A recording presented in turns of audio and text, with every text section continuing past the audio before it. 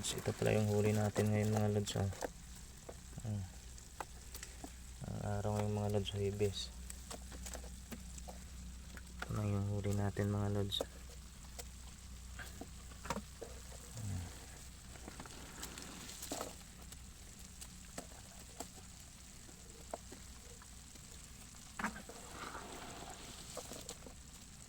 Siguro nasa mga 7 kilo to mga lods. Ang ipon natin.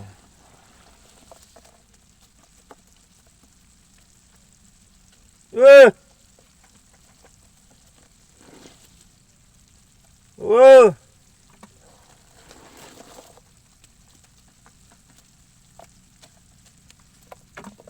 Lata ko da!